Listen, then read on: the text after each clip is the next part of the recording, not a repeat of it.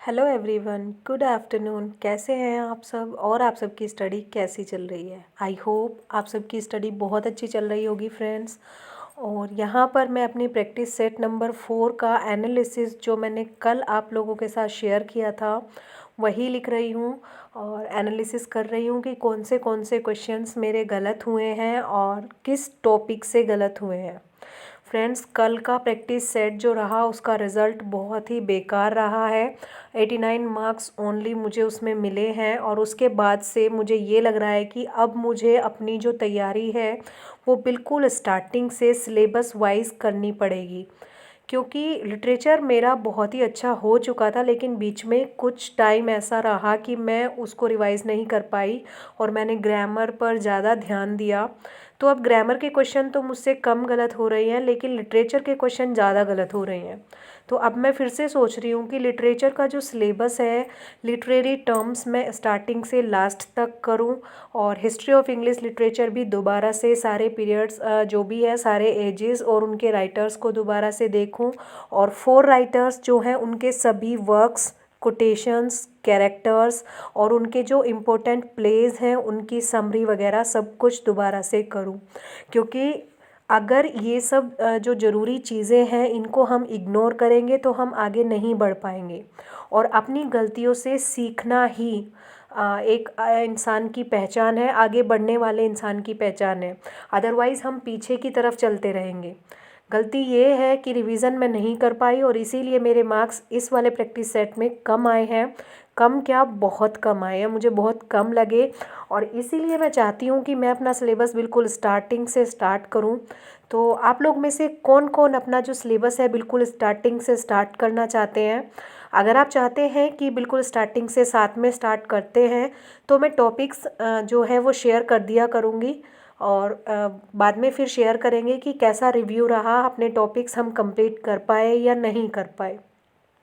आप लोग बताइएगा कमेंट सेक्शंस में कि अगर आप चाहते हैं कि मैं टॉपिक्स शेयर करूं डे वाइज कि किस दिन हमें कितना टॉपिक पढ़ना है और कितने दिन में हम इस पूरे सिलेबस को कवर कर लेंगे, तो मैं ट्राई करूंगी एक स्ट्रेटेजी बनाने की, एक स्टडी प्लान बनाने की, जिसको मैं फॉलो करूंगी। अगर आप लोगों को अच्छा लगे तो आप फॉलो कर सकते हैं, अदरवाइज़ एज़ यू विश। जैसे आप अपनी स्टडी करते आ रहे हैं ऐसे आप अपनी स्टडी कर सकते हैं, कोई फोर्स नहीं है। स्टडी की जो स्ट्रेटजी होती है वो अपनी होनी चाहिए, हम किसी और की स्ट्रेटजी कभी फॉलो कर ही नहीं पाते।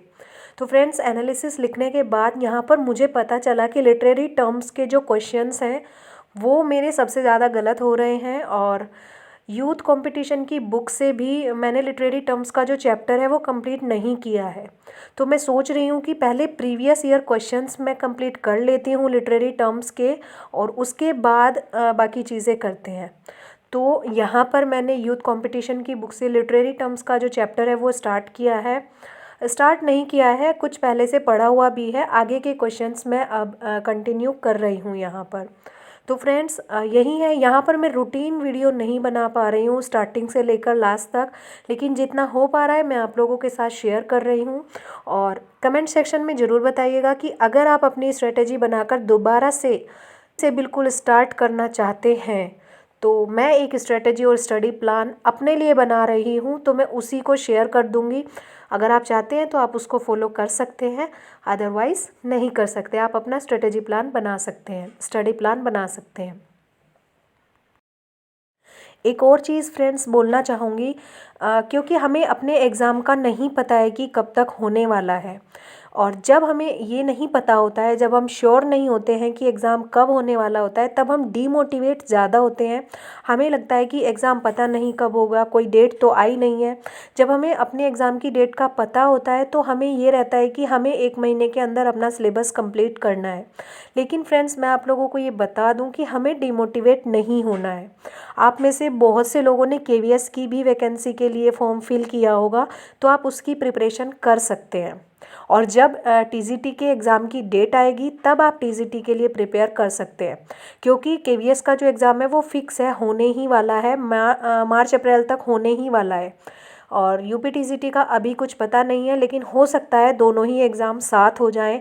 इसीलिए हमें किसी को भी लूज़ पॉइंट नहीं छोड़ना है। हमें अगर दोनों की तैयारी करनी है तो हमें दोनों को बराबर समय देना होगा। लेकिन अगर आपकी प्रायोरिटी केवीएस है तो आप केवीएस को ज़्यादा समय दे सकते हैं, और अगर आपकी प्रायोरिटी यूपीटीसीटी और पीजीटी है तो आप यूपीटीसीटी पीजीटी को ज़्यादा समय दीजिए। क्योंकि अभी भी कल परसों की वीडियोस जो हैं उनमें कमेंट आ रहे हैं कि केवीएस की प्रिपरेशन करें या यूपीटीसीटी की करें, समझ नहीं आ रहा है। और केवीएस का तो फिक्स रहता है, हो ही जाएगा 2-3 दिन में, सॉरी 2-3 महीने में एग्ज़ाम। लेकिन यूपीटीसीटी का कुछ फिक्स नहीं है। तो आप सब क्या कर सकते हैं, केवीएस की प्रिपरेशन कर सकते हैं, और जैसे ही यूपीटीसीटी की डेट आएगी तब आप यूपीटीसीटी की प्रिपरेशन कंटिन्यू कर सकते हैं। लेकिन उस बीच में एक चीज़ ये है कि आपको प्रिपरेशन बिल्कुल छोड़नी नहीं है। बीच बीच में अपने टॉपिक्स रिवाइज करते रहिएगा, जिससे कि हम बिल्कुल ही उससे अलग ना हो जाएं और अपनी स्टडी कंटिन्यू रख सकें। तो फ्रेंड्स, यही है आज की टिप कि अपनी गलतियों से सीखना। जैसे कि प्रैक्टिस सेट में मेरी जो गलतियां निकली उनसे सीखकर अब मैं फिर से अपना जो रिवीजन है वो स्टार्टिंग से स्टार्ट करूँगी।